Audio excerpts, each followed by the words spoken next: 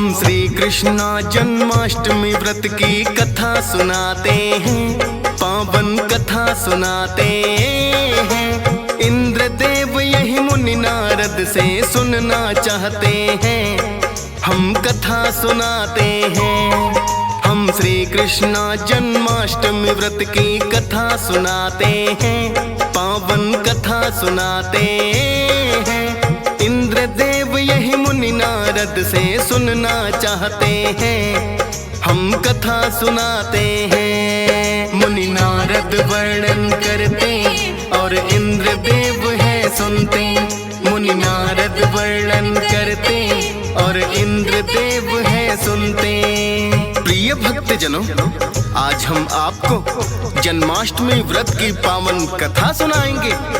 प्रिय भक्तों, आपको ज्ञात होगा कि हर एक व्रत की एक कथा अवश्य होती है और व्रत करने वाले भक्त इस कथा का श्रवण या पठन अवश्य ही करते हैं।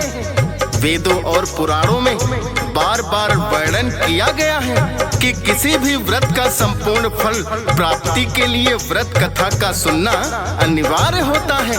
प्रिय भक्तों, श्री कृष्ण जन्माष्टमी व्रत की भी व्रत कथा है। ये व्रत कथा सर्वप्रथम देवराज इंद्र ने मुनि नारद के श्री मुख से सुनी थी। आज इसी कथा को हम दोहराने का प्रयास करेंगे। तो चलिए भक्तों, सुनते हैं श्री कृष्ण जन्माष्टमी व्रत की ये पावन कथा।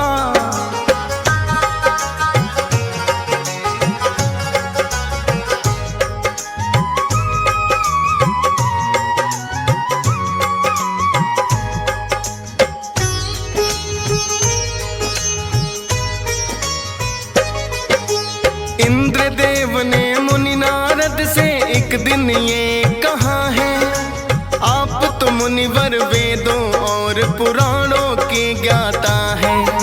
सभी व्रतों में कौन सा उत्तम मुनिवर आप बताएं। मुक्ति और लाभ दोनों ही जिससे मानव पाए। मुनि नारद ने जन्माष्टमी का उत्तम व्रत बतलाया, जिस व्रत के करने से ही एक मोक्ष जा सके पाया। मुनि नारद ने इंद्रदेव को व्रत की कथा सुनाई। सुनने मात्र से ये कथा मुक्ति जा सकती पाई। इस कथा को सुन लो भक्तों, हम दोहराते हैं, पावन कथा सुनाते हैं। इंद्रदेव यही मुनि नारद से सुनना चाहते हैं, हम कथा सुनाते हैं। मुनि नारद वर्णन करते और इंद्रदेव है सुनते। मुनि नारद वर्णन करते और इंद्रदेव है सुनते। प्रिय भक्तजनों, मुनि नारद ने इंद्रदेव से कहा कि त्रेता युग के अंत में और द्वापर युग के प्रारंभ में निंदित कर्म करने वाला कंस नाम का एक अत्यंत पापी दैत्य हुआ। उस दुष्ट व दुराचारी कंस की देवकी नाम की एक सुंदर बहन थी, जिसका विवाह कंस ने वासुदेव से किया। जब कंस अपनी बहन देवकी का सारथी बनकर उसे ससुराल छोड़ने के लिए जा रहा था, तभी आकाशवाणी हुई, हे कंस, तुम जिसके सारथी बने हो, जिस बहन को तुम ससुराल ले जा रहे हो, उसी का 8वां पुत्र तुम्हारा वध करेगा। यह सुनते ही कंस बड़ा ही क्रोधित हुआ और अपनी बहन का वध करने के लिए उसने तुरंत तलवार खींच ली।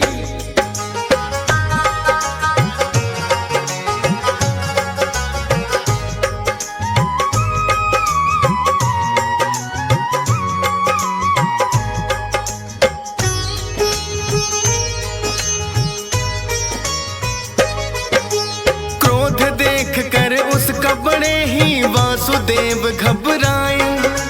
देवकी और कंस के बीच में स्वयं चले आए।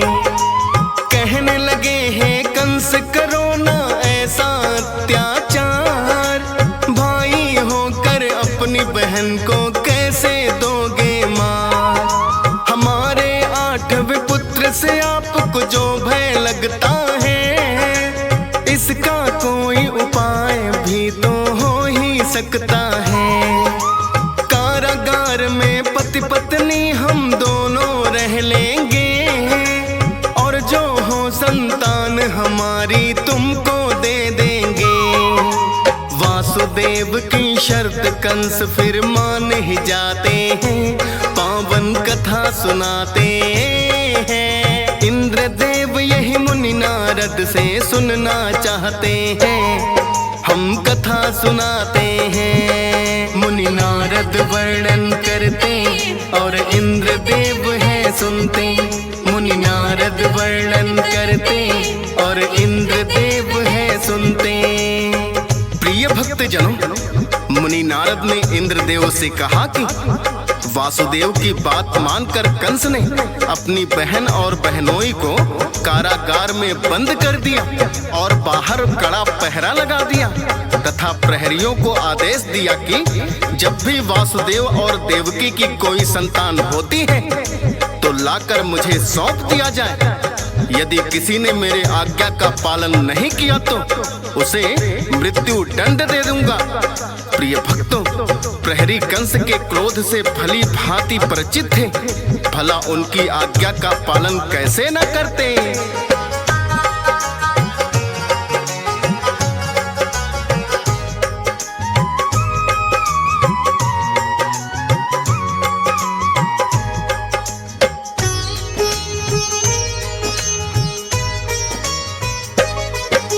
वासुदेव देवकी बंदी बनकर रहने लगे हैं, पहरेदार भी उनके ऊपर कड़ी नजर रखते हैं। देवकी जो रहती थी कभी पलकों की छाँव में, मोटी मोटी पड़ी बेड़ियां हाथों पाँव में। वासुदेव देवकी का जब तो पहला पुत्र हुआ, पहरेदारों ने ला करके कंस को सौंप दिया। बेरहमी से कंस ने कर दी शिशु की हत्या है, और दूसरे पुत्र कभी तो यही अंजाम हुआ है। एक एक करके 6 पुत्रों को मारते जाते हैं, पावन कथा सुनाते हैं। इंद्रदेव यही मुनि नारद से सुनना चाहते हैं, हम कथा सुनाते हैं। मुनि नारद वर्णन करते और इंद्रदेव है सुनते। मुनि नारद वर्णन करते और इंद्रदेव है सुनते। प्रिय भक्त जनों, इस प्रकार कंस ने एक एक करके 6 पुत्रों का वध कर दिया।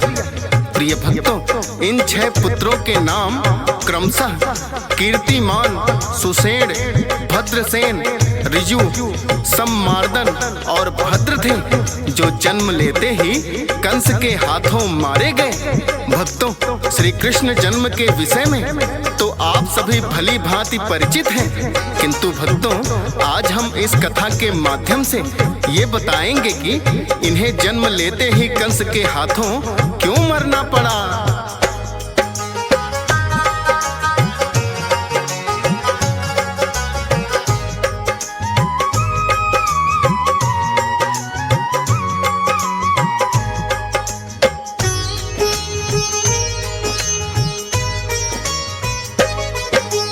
अपने पूर्व जन्म में देव ये ब्रह्मलोक में हुए, सभी देवता ब्रह्मा जी की कृपा के पात्र थे।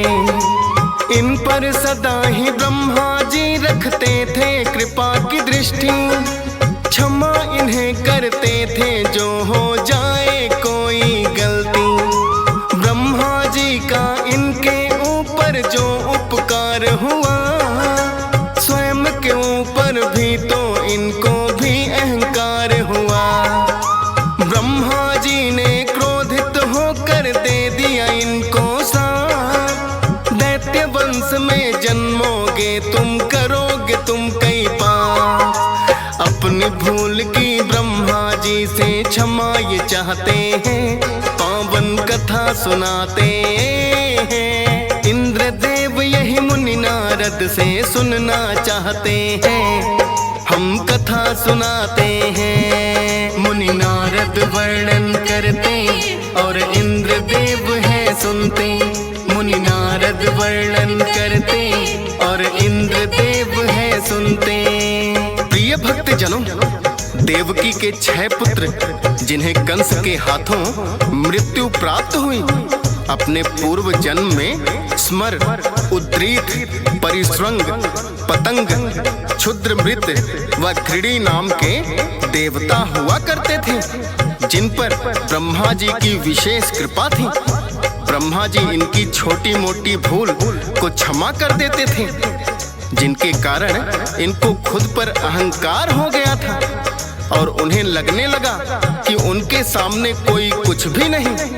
इसी दौरान उन्होंने एक बार ब्रह्मा जी का भी अनादर कर दिया, जिसके कारण ब्रह्मा जी को उन पर क्रोध आ गया और उन्होंने पृथ्वी पर दैत्य वंश में जन्म लेने का श्राप दे दिया। श्राप मिलते ही उनकी भ्रष्ट बुद्धि ठीक हो गई तथा वह ब्रह्मा जी से क्षमा याचना करने लगे। ब्रह्मा जी को उन पर दया आ गई और उन्होंने श्राप को कम करते हुए कहा, अब तुम्हें दैत्य वंश में जन्म तो लेना होगा, किंतु तुम्हारा ज्ञान पूर्वतः बना रहेगा। इसके बाद समयानुसार इन देवताओं ने राक्षस राज हिरण्यकश्यप के घर जन्म लिया। इस दौरान उन्होंने पूर्व जन्म का ज्ञान होने से कोई पाप नहीं किया। सारा समय उन्होंने ब्रह्मा जी के तप में बिताया, जिससे ब्रह्मा जी ने प्रसन्न होकर वरदान मांगने को कहा। उन 6 देवताओं ने दैत्य होने के प्रभाव से वैसा ही वरदान मांगा। हमारी मृत्यु न देवताओं के हाथों हो, ना ही गंधर्वों के हाथों, ना ही हम किसी बीमारी से मरे। उनकी यह बात सुनते ही ब्रह्मा जी तथास्तु कहकर अंतर्ध्यान हो गए। इधर हिरण्यकश्यप अपने पुत्रों द्वारा देवताओं की उपासना करने के कारण नाराज हो गए, जिसके कारण हिरण्यकश्यप ने अपने पुत्रों को श्राप दे दिया कि तुम्हारी मृत्यु किसी देवता या गंधर्व के हाथों नहीं बल्कि किसी दैत्य के हाथों होगी। इसी श्राप के चलते देवकी गर्भ 6 भाइयों ने जन्म लिया और सभी कंस के हाथों मरकर भी सुतल लोक में चले गए।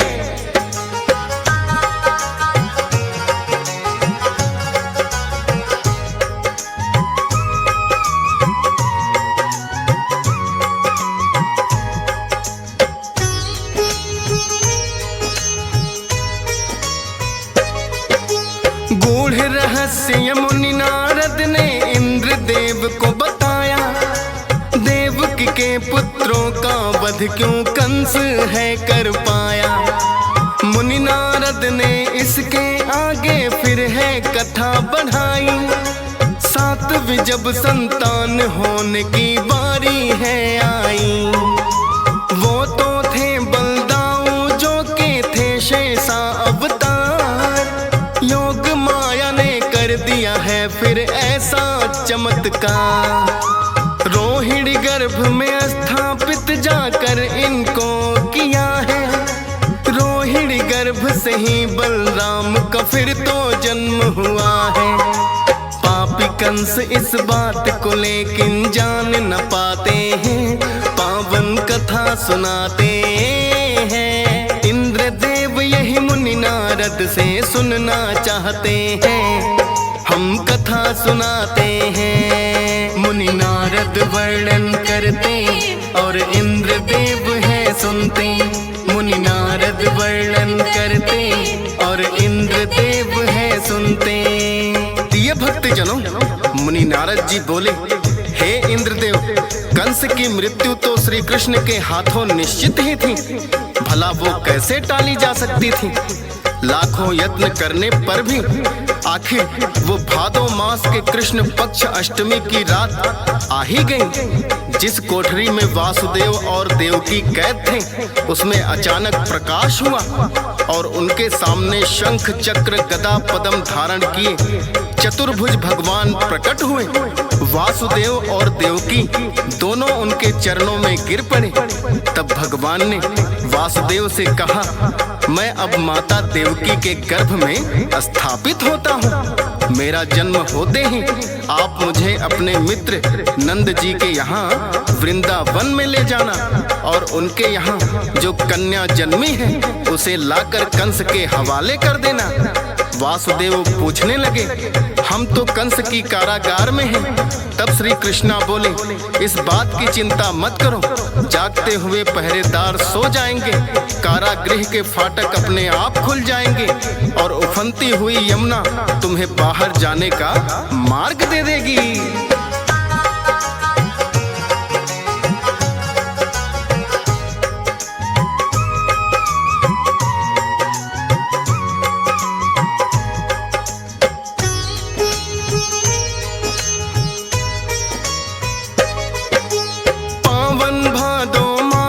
भक्तों कृष्ण अष्टमी है, ठीक रात के 12 बजे नक्षत्र रोहिणी है। माता देव की गर्भ से जो श्री कृष्ण जन्म लिया है और जन्म लेते ही ऐसा चमत्कार ये किए हैं। खुल गए सारे फाटक ताले, सो गए पहरेदार। अष्टमी के दिन आए प्रभु का 8वां है अवतार। वासुदेव ले करके उनको चले गोकुल की ओर।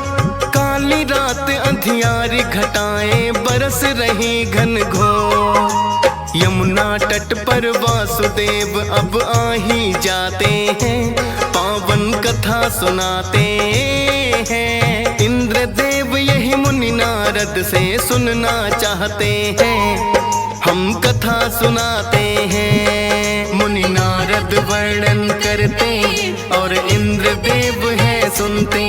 मुनि नारद वर्णन करते और इंद्रदेव है सुनते। प्रिय भक्त जनों, मुनि नारद इंद्रदेव से कहने लगे कि हे इंद्रदेव, श्री कृष्ण को एक टोकरी में लिटाकर वासुदेव जी ज्यों ही यमुना तट पर आए तो देखा कि यमुना नदी तो उफान मार रही है, किंतु फिर वासुदेव जी को याद आया कि चतुर्भुज रूप में स्वयं भगवान विष्णु ने बता दिया था कि यमुना भी रास्ता दे देंगी। जैसे ही वासुदेव यमुना पार करने लगे तो यमुना का जल स्तर बढ़ने लगा।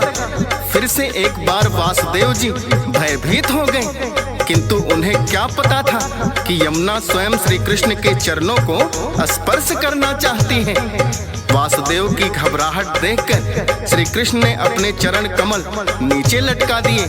जैसे ही यमुना ने श्री हरि के चरणों को स्पर्श किया तो यमुना जी ने वासुदेव जी को रास्ता दे दिया।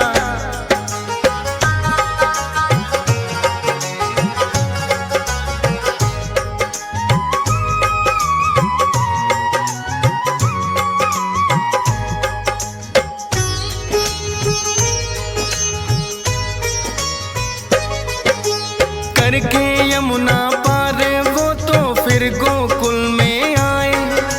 कृष्णा को छोड़ा नंद के घर उनकी कन्या लाए और लौट कर रातों रात ही मथुरा आ गए हैं। कारागार के फाटक स्वयं ही बंद हो गए हैं।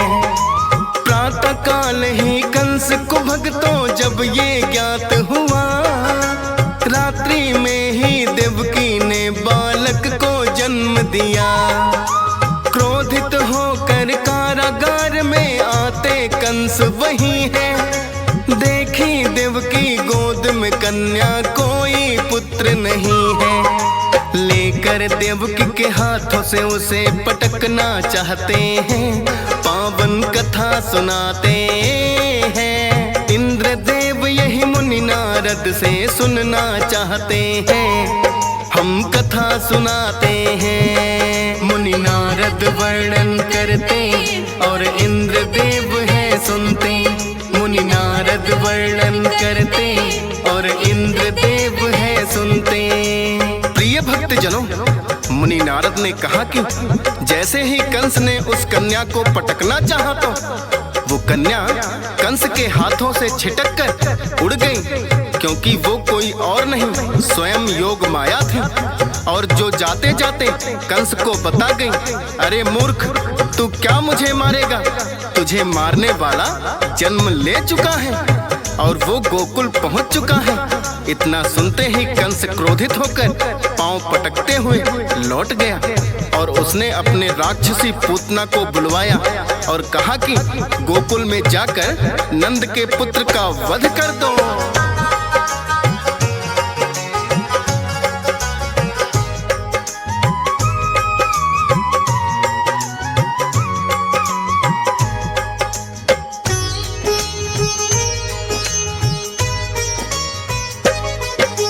शुरू हुई है श्री कृष्ण की अब तो बाल लीलाएं, जो धरती से पाप मिटाने कृष्ण रूप में आए। सबसे पहले पूतना उनका वध करने आई है, स्तनपान करते करते परलोक पठाई है।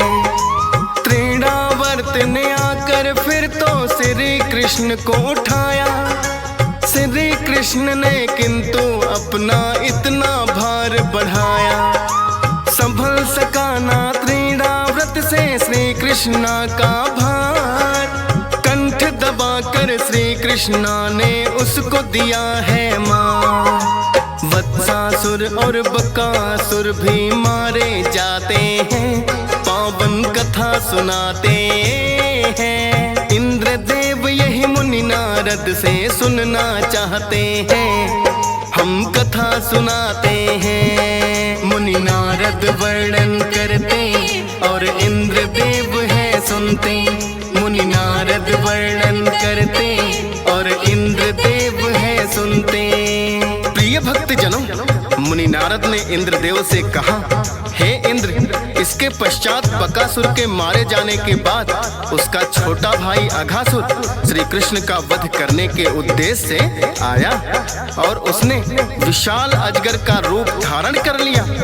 इस रूप में अघासुर अपना मुंह खोलकर रास्ते में ऐसे बन गया जैसे कोई बहुत बड़ी गुफा हो। उस समय श्री कृष्ण और सभी बालक वहां खेल रहे थे।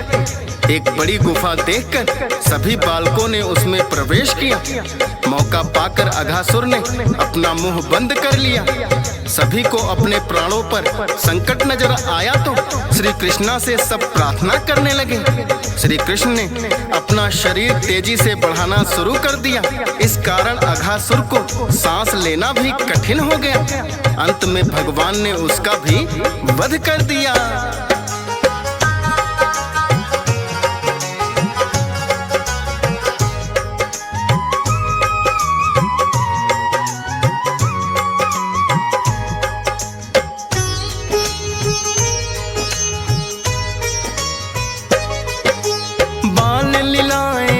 कृष्णा की इंद्रदेव है अनंत। नाग कालिया के अहंकार का किया इन्होंने अंत। नल कुबेर और मणिग्रीव नामक दो यक्ष हुए थे।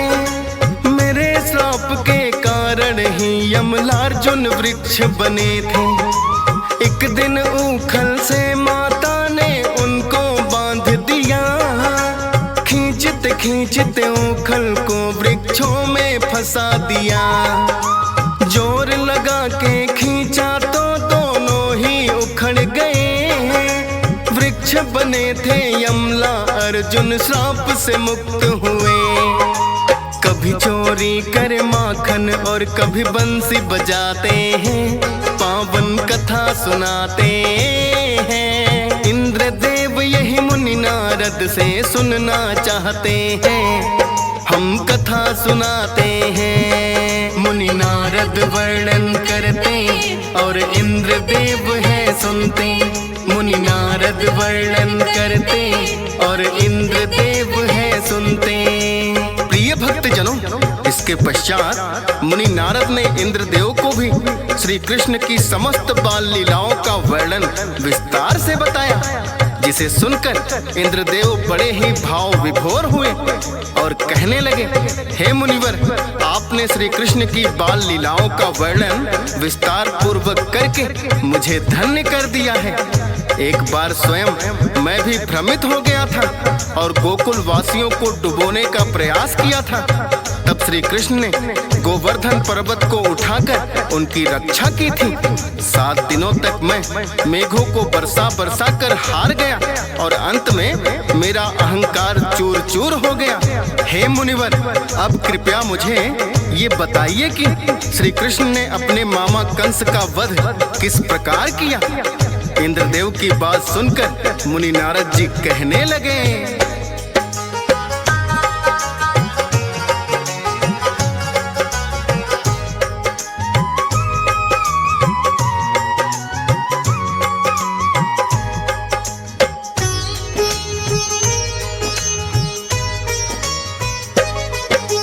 पहले तो गोकुल में दिखाई अपनी बाल लीलाएं, फिर बलदाऊ संग कृष्णा है मथुरा में आए।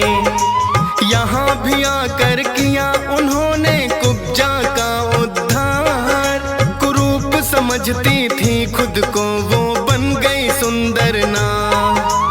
कंस को जब ये पता चला कि कृष्ण है मथुरा आया, उनका वध करने को एक पागल हाथी छुड़वाया। लेकिन प्रभु ने जब उसकी आंखों में देखा है, उत्पाती हाथी भी चैन की नींद सो गया है। गज ने लिया पहचान, कंस पहचान न पाते हैं, पावन कथा सुनाते हैं। इंद्रदेव यही मुनि नारद से सुनना चाहते हैं, हम कथा सुनाते हैं। मुनि नारद वर्णन करते और इंद्रदेव है सुनते, मुनि नारद वर्णन करते और इंद्रदेव है सुनते। प्रिय भक्त जनों, मुनि नारद ने इंद्रदेव से कहा, हे इंद्र, पागल हाथी ने भी अपने प्रभु को पहचान लिया, किंतु अहंकारी कंस नहीं पहचान पाया और श्री कृष्ण एवं बलराम को मल्ल युद्ध के लिए ललकारा। युद्ध भूमि में आने पर चाणूर एवं मुष्टिक नाम के 2 राक्षस श्री कृष्ण एवं बलराम से आकर भिड़े।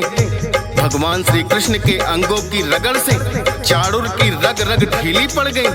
उन्होंने चाणूर की दोनों भुजाएं पकड़ ली और कई बार घुमाकर धरती पर दे मारा। तत्काल ही उसके प्राण पखेरु उड़ गए और कटे वृक्ष की भांति गिरकर शांत हो गया। बलराम जी ने मुष्टिक को ऐसा जोरदार घुमाकर मारा कि वह खून उगलता हुआ पृथ्वी पर जा गिरा और उसके भी तत्काल ही प्राण निकल गए। देखते देखते कंस के 5 प्रमुख पहलवान बलराम और कृष्ण के द्वारा मारे गए। भगवान कृष्ण की अद्भुत लीला को देखकर दर्शकों को बड़ा ही आनंद आ रहा था और उनकी जय जयकार और प्रशंसा होने लगी, जिसे देखकर कंस का क्रोध 7वें आसमान पर पहुंच गया और अपनी तलवार लेकर जैसे ही श्री कृष्ण की ओर बढ़ा तो श्री कृष्ण ने कंस को इस प्रकार पकड़ा जैसे किसी गरुड़ को सांप पकड़ लेता है। कंस का मुकुट गिर गया। भगवान कृष्ण ने कंस को पकड़कर सिंहासन के नीचे धरती पर पटक दिया और स्वयं उसके ऊपर कूद पड़े।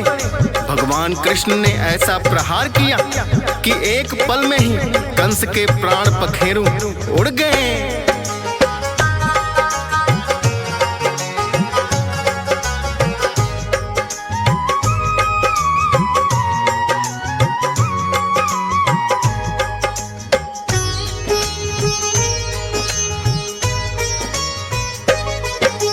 क्योंकि हद से ज्यादा बढ़ गए कंस के अत्याचार, श्री कृष्णा तब आए उनका करने को संहार। इंद्रदेव ने कथा को सुनकर प्रकट किया आभार और कहने लगे नमन आपको मेरा बारंबार। मुनि नारद ने कथा सुनाई, इंद्रदेव ने सुनी है